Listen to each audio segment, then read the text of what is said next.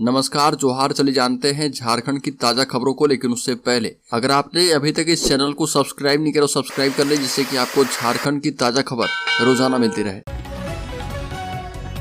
पहली बड़ी खबर, झारखंड के मौसम में फिर से परिवर्तन होगा। मौसम विभाग के मुताबिक गर्मी बढ़ने वाली है। अब तक आसमान में बादल छाए हुए थे, इसके छटने से गर्मी फिर से तेज होगी। मौसम विभाग ने जो पाया है उसके मुताबिक गर्म हवाओं का रुख झारखंड की ओर होगा और 30 और 31 मई को हल्के बादल छा सकते हैं, लेकिन 1 जून से फिर से गर्मी बढ़ेगी। मौसम विज्ञान केंद्र रांची की ओर से दी गई जानकारी के मुताबिक तापमान में 3 डिग्री तक बढ़ोतरी हो सकती है। राज्य में अगले 4 दिनों के दौरान भीषण गर्मी की बात मौसम विभाग केंद्र कह चुका है। बड़ी खबर, झारखंड रक्षा शक्ति यूनिवर्सिटी में एडमिशन शुरू। देश की तीसरी और झारखंड की एकमात्र रक्षा शक्ति यूनिवर्सिटी में एडमिशन की प्रक्रिया शुरू हो गई है। यह राज्य की ऐसी यूनिवर्सिटी है जो पूरी तरह रक्षा से जुड़े कोर्सेज करती है। रांची के मेयर्स रोड स्थित इस यूनिवर्सिटी में एडमिशन के लिए ऑनलाइन और ऑफलाइन आवेदन 25 जून तक जमा किए जा सकते हैं। राज्य के दूसरे स्टेट यूनिवर्सिटी के मुकाबले रक्षा शक्ति यूनिवर्सिटी कई मायने में अलग है। यहाँ के सिलेक्टेड कोर्स में पढ़ रहे बच्चों को झारखंड पुलिस बल की नियुक्ति प्रक्रिया में वेटेज दिया जाता है। बड़ी खबर, स्वास्थ्य मंत्री से मनमुटाव के बीच रिम्स निदेशक दे सकते हैं इस्तीफा। रिम्स निदेशक पद्मश्री डॉक्टर कामेश्वर प्रसाद रिम्स छोड़कर जाने का मन बना रहे। ऐसी चर्चा जोरों पर है। कयास लगाया जा रहा है कि डॉक्टर कामेश्वर प्रसाद ने अपना इस्तीफा भी दे दिया है, लेकिन अभी इसकी आधिकारिक पुष्टि निदेशक ने नहीं की है। मिली जानकारी के मुताबिक पिछले कुछ महीनों से निदेशक एवं स्वास्थ्य मंत्री के बीच खींचतान चल रही है। निदेशक पिछले 1 साल में 5 महीने से ज्यादा छुट्टी में रहे। 4 माह पहले वो 1 माह की लंबी छुट्टी पर भी गए थे और पिछली बार जब उनसे छुट्टी के मामले में सवाल पूछा गया था तो उन्होंने कहा था कि वो एम्स के भी सदस्य हैं और इंटरव्यू के लिए गए थे। बड़ी खबर, कांग्रेस को बर्दाश्त नहीं हो रहा बदलता और विकसित होता भारत। बीजेपी के प्रदेश मुख्यालय प्रभारी प्रदीप वर्मा ने आरोप लगाया कि कांग्रेस को बदलता और विकसित होता भारत बर्दाश्त नहीं हो रहा। पार्टी मुख्यालय में प्रेस वार्ता में वर्मा ने आरोप लगाया, कहा कि कांग्रेस का मतलब कट, कमीशन और करप्शन है। इसके नेता कई सवालों के घेरे में है, ऐसे में वो लोगों को दिग्भ्रमित कर रहे। 2024 के लोकसभा चुनाव में जनता इन्हें एक बार फिर से जवाब देने वाली है। वर्मा ने कहा कि भगवान राम, राम सेतु, हमारे वीर सैनिक, सर्जिकल स्ट्राइक आदि विषयों पर सवाल खड़े करने वाली कांग्रेस को जनता समझ चुकी है। बड़ी खबर, बिजली पानी किल्लत का मामला। जो सीएम लोगों को बिजली पानी नहीं दे सकता उसे सत्ता में रहने का हक नहीं। बीजेपी नेताओं ने एक स्वर में कहा कि जो मुख्यमंत्री लोगों को मूलभूत बिजली पानी नहीं दे सकता उसे सत्ता में बने रहने का कोई अधिकार नहीं है। राजधानी रांची में बिजली की घोर किल्लत है। प्रचंड गर्मी में ना बिजली मिल रही, ना ही पानी पीने का उपलब्धता है। आम नागरिक बेहाल है। महानगर भाजपा अध्यक्ष के गुप्ता के नेतृत्व में जिला स्कूल मैदान से कचहरी चौक तक त्राहिमाम यात्रा निकाली गई और विधायक सीपी सिंह ने कहा कि बिजली के अभाव में अब आम नागरिक ढिबरी और मोमबत्ती जलाने को बाध्य हैं। बड़ी खबर, कांग्रेस के ओबीसी विभाग के राष्ट्रीय चेयरमैन कैप्टन अजय सिंह यादव ने कहा कि बीजेपी ने आदिवासी के नाम पर वोट मांगा है, इसके बाद अब उन्हीं का अपमान भी कर रही है।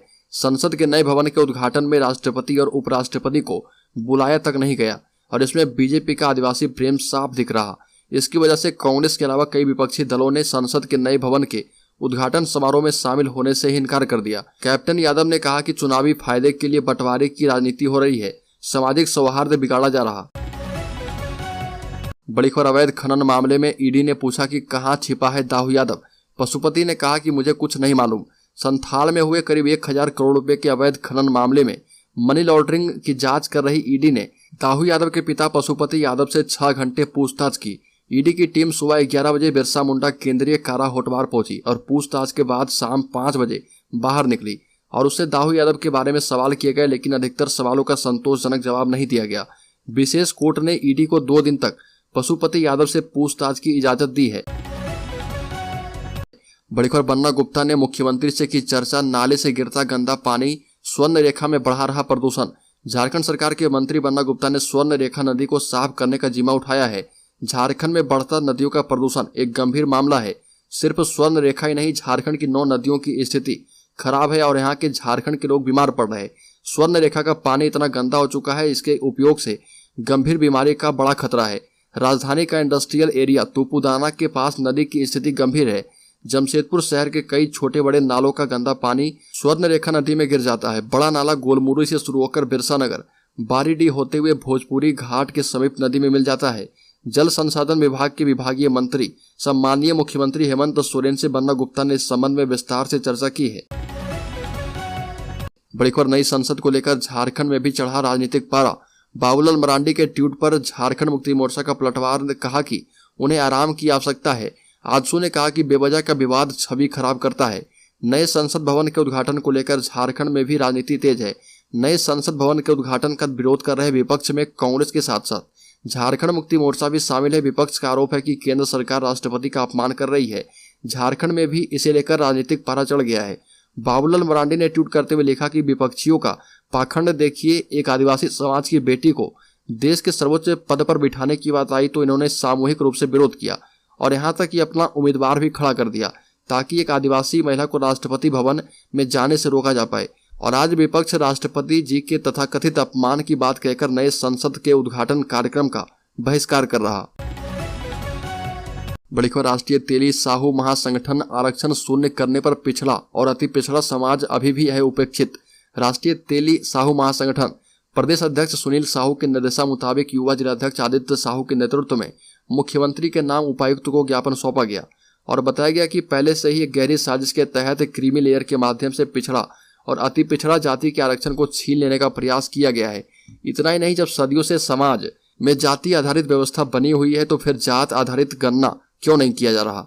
ज्ञापन के माध्यम से मुख्यमंत्री हेमंत सोरेन से मांग किया गया है कि पिछड़ा वर्ग आयोग की सिफारिश के आधार पर पिछड़ा और अति पिछड़ा जाति को अविलंब आरक्षण दिया जाए। क्रीमी लेयर को समाप्त करने के लिए अविलंब उचित कार्रवाई की जाए। देखो, राज्य के गढ़वा जिले में आंधी तूफान से 150 से अधिक पोल टूट गए। 50 लाख रुपए का नुकसान। आई तेज आंधी तूफान से कई जगहों पर बिजली आपूर्ति प्रभावित रही। काफी मशक्कत के बाद शहरी क्षेत्र के कुछ एरिया में रात करीब 1 बजे बिजली आपूर्ति बहाल की गई। तूफान के कारण बिजली विभाग को करीब 50 लाख रुपए का नुकसान हुआ है। इस संबंध में बिजली विभाग के अधीक्षण अभियंता मोहम्मद असगर अली अंसारी ने कहा कि जिले में आई तेज आंधी तूफान के कारण 33 केवीए का गढ़वा 1, गढ़वा 2 और भागोडी से निकलने वाली भवनाथपुर, धुरकी, बिशुनपुरा सहित अन्य जगहों का बिजली आपूर्ति ठप हो गया है। बड़ी खबर हड़ताली जनसेवकों ने मंत्री को ज्ञापन सौंपा। प्रखंड के जनसेवक इन दिनों अनिश्चितकालीन हड़ताल पर बैठे हैं और इनके अनिश्चितकालीन हड़ताल पर चले जाने से कई आवश्यक कार्य पूरी तरह से बाधित हो गए हैं, जिसके कारण ग्रामीणों को कई आवश्यक कार्य नहीं होने के कारण काफी परेशानी का सामना करना पड़ रहा और अभी तक राज्य सरकार के द्वारा उनकी सूद नहीं ली जा रही है। हड़ताली जनसेवकों का एक प्रतिनिधिमंडल राज्य के मंत्री सत्यानंद भोक्ता के आवास पर मिलकर अपनी मांगों के समर्थन में एक और ज्ञापन सौंपा और ज्ञापन में विभिन्न मांगों को पूरा करने की मांग की। बड़ी खबर हजारीबाग में बन रहा 465 करोड़ का वर्ल्ड क्लास मॉडल हॉस्पिटल। 5 साल में सिर्फ पिलर का ही हुआ काम। हजारीबाग मेडिकल कॉलेज का अपना 500 बेड का हॉस्पिटल, डॉक्टरों का रेजिडेंस सहित अन्य डिपार्टमेंट का भवन निर्माण 465 करोड़ की लागत से किया जा रहा। यह हॉस्पिटल वर्ल्ड क्लास मॉडल का बनाया जा रहा है। इसमें medical college, hospital, dean, doctors एवं स्टाफ रेजिडेंस भी होगा।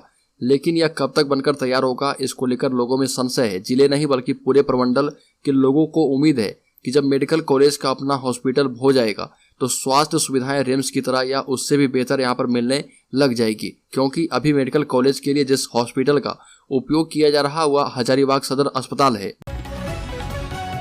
बड़ी खबर जनसंख्या के अनुपात में SC, ST, OBC को आरक्षण दिलाए प्रधानमंत्री। सीएम हेमंत सोरेन का बड़ा बयान। मुख्यमंत्री हेमंत सोरेन ने प्रधानमंत्री नरेंद्र मोदी से SC, ST और OBC को जनसंख्या के अनुपात में आरक्षण दिलाने की मांग की। सोरेन ने नई दिल्ली में प्रधानमंत्री की अध्यक्षता में आयोजित नीति आयोग शासी परिषद की 8वीं बैठक में यह मांग रखी। सीएम ने कहा कि आजादी के 75 साल के बाद भी अनुसूचित जाति, जनजाति एवं पिछड़ा वर्ग की सामाजिक एवं आर्थिक स्थिति संतोषजनक नहीं है। झारखंड ने नियुक्तियों में आरक्षण बढ़ाने के लिए विधेयक पास कर राज्यपाल को भेजा, लेकिन उन्होंने उसे कुछ आपत्तियों के साथ वापस कर दिया। सरकार पुनः उन आपत्तियों को दूर कर विधेयक पास करने की कार्रवाई कर रही है, परंतु नीति आयोग एवं प्रधानमंत्री जी से भी आग्रह है कि वो इन समूहों को उनकी जनसंख्या के अनुपात में आरक्षण दिलाने की दिशा में विचार करें। बड़ी खबर झारखंड में मिशन 2024 से 14 लोकसभा सीटों पर जीत के लिए बीजेपी ने बनाई खास रणनीति। अगले साल होने वाले लोकसभा चुनाव में झारखंड की सभी 14 सीटों पर जीत हासिल करने का लक्ष्य लेकर बीजेपी आगे बढ़ेगी। राज्य के लिए भाजपा आलाकमान ने खास योजना बनाई है, जिसके तहत भाजपा के कद्दावर नेताओं को रणनीति तैयार करने से लेकर किला फतह की जिम्मेदारी दी जाएगी। मिशन 2024 को लेकर बीजेपी के राष्ट्रव्यापी कार्यक्रम की शुरुआत प्रधानमंत्री मोदी करेंगे। झारखंड को भाजपा आलाकमान ने विभिन्न 4 क्लस्टर में बांट दिया है।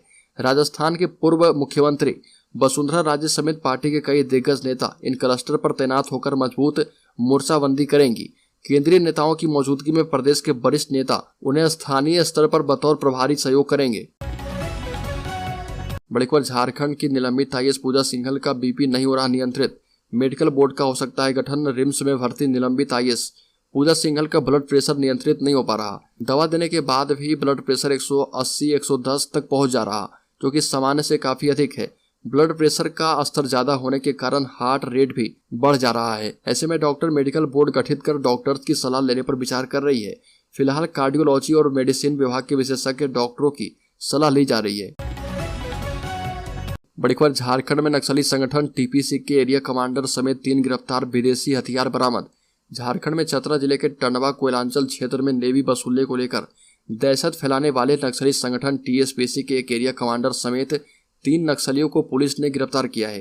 पुलिस ने बताया कि गिरफ्तार नक्सलियों के कब्जे से विदेशी हथियार एवं दस्तावेज बरामद किए गए। पुलिस अधीक्षक राकेश रंजन ने बताया कि इस गिरफ्तारी के साथ ही पुलिस ने 20 दिनों पूर्व पिपरवार थाना क्षेत्र के पूर्णाडी कोयलरी में गोलीबारी कांड को भी सुलझा लिया है। रंजन ने बताया कि गिरफ्तार नक्सलियों ने 6 मई को पूर्णाडी परियोजना क्षेत्र में मैथन पावर के कर्मचारी विनोद गिरी को गोली मारकर घायल कर दिया था। बड़ी खबर, झारखंड के मुख्यमंत्री हेमंत सोरेन ने कहा कि राज्य में विगत 3 वर्षों में विकास की गति में काफी तेजी आई है और झारखंड देश के साथ कंधे से कंधा मिलाकर कार्य करने हेतु तत्पर है। नीति आयोग की शासी परिषद की 8वीं बैठक में हेमंत सोरेन ने अपने भाषण में ये बात कही। हेमंत सोरेन ने कहा कि झारखंड में आधारभूत संरचना के क्षेत्र में निवेश की असीम संभावनाएं हैं और सरकार इस दिशा में निरंतर प्रयास कर रही है। माननीय प्रधानमंत्री से आग्रह है कि सहयोग परक संघवाद के सिद्धांतों को धरातल पर उतारते हुए झारखंड को उचित सहयोग प्रदान किया जाए, जिससे कि विकसित भारत की परिकल्पना को साकार करने में झारखंड भी अपनी इस भागीदारी दर्ज करा पाए। मुख्यमंत्री ने कहा कि विगत वर्षों में राज्य सरकार के द्वारा समाज के अंतिम पायदान पर खड़े व्यक्ति तक मूलभूत सुविधाओं को पहुंचाने हेतु महत्वपूर्ण प्रयास किए गए हैं। सोरेन ने यह भी कहा कि विकसित भारत की परिकल्पना को साकार करने और झारखंड की मूलभूत संरचना को मजबूत बनाने हेतु सरकार के द्वारा सार्थक प्रयास किए जा रहे एवं सूक्ष्म, लघु एवं मध्यम उद्योग को बढ़ावा देने हेतु प्रक्रियाओं के सरलीकरण पर विशेष ध्यान दिया जा रहा।